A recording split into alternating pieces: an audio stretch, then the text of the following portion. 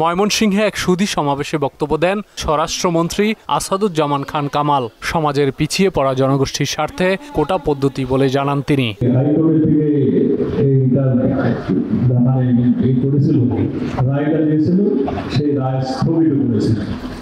এবং ছাত্রদেরকেও বলেছে তারা যেন উচ্চতর আদালতে যেখানে বিচারটা চলছে সেখানে এসে তাদের কথা বলে। আওয়ামী লীগের প্রতিষ্ঠাবার্ষিকী উপলক্ষে বগুড়ায় এক অনুষ্ঠানে অংশ নেন পররাষ্ট্রমন্ত্রী হাসান মাহমুদ। সবকিছুতে ব্যর্থ বিএনপি এখন কোটা বিরোধী আন্দোলনে উস্কানি দিয়ে শিক্ষার্থীদের বিভ্রান্ত করার চেষ্টা করছে বলে অভিযোগ করেন তিনি। নিজেদের আন্দোলন করার ক্ষমতা নাই, তাই কোটা আন্দোলনে ঢুকেছে।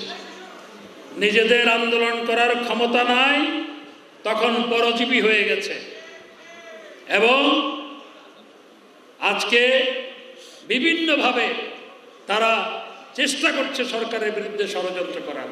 প্রথম ষড়যন্ত্র ছিল নির্বাচনটাকে ভণ্ডুল করা, নির্বাচনটাকে বানচাল করা।